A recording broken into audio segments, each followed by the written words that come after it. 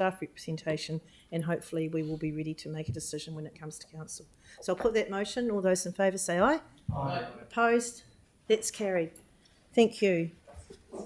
So item 9 is the Addington Brook. Oh, sorry. Item 8, Mayor's Welfare Fund delegation amendments. And we've got Josh. Yeah. Would you like to give us a brief introduction, including any changes that you've made to the report? Yeah, would love to. Great. Morena elected members.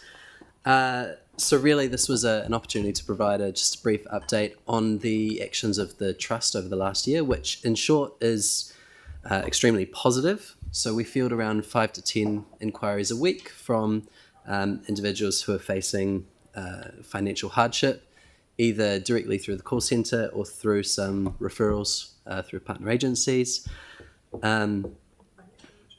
This report addresses some delegations changes, which I think is a really pragmatic solution from legal around how we continue to operate in a healthy way.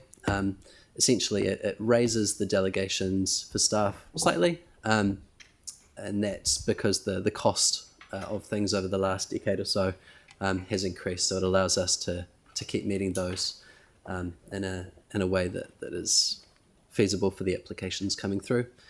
There's a healthy balance for the Trust, and we continue to operate well. Do you have like a kind of a most commonly requested help for what? Yes, energy is very common. Over winter we get a lot of firewood requests, and rent arrears as well through landlords of individuals is also quite common. Right, interesting. So with the energy one, we can see that potentially increasing big time next year with the costs going up as well. Quite possibly, yeah. We're also looking as a Trust about working with some agency partners for some of the emergent areas that we're seeing. So we see a lot of gambling problems with the individuals we see, particularly online gambling. There's a lot of afterpay and credit card debt. So we're engaging in talks with Community Energy Action, for example, and Pura Whetū, who have done some work around online gambling about how we might want to proactively address some of those. Right, so pointing them to some areas where they can get help. Absolutely, right. Yeah. Councillor Harrison-Hunt. Kia ora, guys. Kia ora. I noticed that in the 2023-24 year, the financial literacy community groups have slowly dwindled away. Are we currently bringing on board any other financial literacy organisations or continuing to work with them? We refer clients through to budget mentoring services when we see that there's a need. That's I think a larger challenge that we're seeing in the funding space is the number and particularly financial support for those services. We use them well through this Trust, and then separately through council funding. It's an area that we're really aware of as people are finding it financially tight. Yeah. And mental health tends to be the next one down the line. Are we doing a bit more work in that space too? I do know that it's a central government. Yes. So the purposes of this Trust don't cover mental health support, but that's where we partner with our agencies who sit on the advisory committee to help. So when we get a call through and we identify there's a mental health problem or a budgeting problem or any other situation, the goal is that even though we don't solve it, we can lead them to the right places. Great. So the partnership is more of a referral system. So if someone comes to the Trust then see, there's another organisation that's really perfectly fit for you, then you refer them on to them.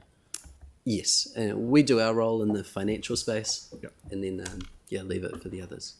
And you've got quite a wide variety of members on the committee as well from various organisations. So, and how often do you meet? Quarterly. Right. Yeah. Okay. Councillor Hens, are you wanting to move this per chance? Yeah, I mean, as the chair of the group, I'm not sure if I can or whether I've got a conflict. I'm not sure, but happy just to support it. And Councillor Barber, do you want to move? maybe it's better if someone not on Sandra the was second. thing, especially because I am named in the delegations. But fair enough. I just wanted to clarify for my colleagues, if I could, just very quickly, that we changed the trust deed. So the trust is actually the council. The group that was meeting used to be sort of referred to as the trust, but that's more of an advisory committee. So through the trust change, we've clarified the different roles to make sure that we're acting in accordance with our trust.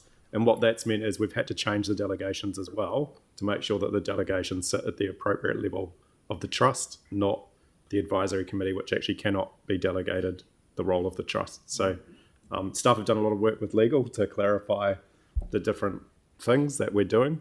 And the key takeaway, as staff have said, is that we want to increase the delegations because the staff are seeing more people coming through with higher costs to deal with the basic needs that they're approaching the trust for. And we thought it was prudent to give staff the ability to respond as quicker rather than and with more funding compared to what we've previously done, which hasn't had an increase for a number of years, probably over a decade, I think staff have said.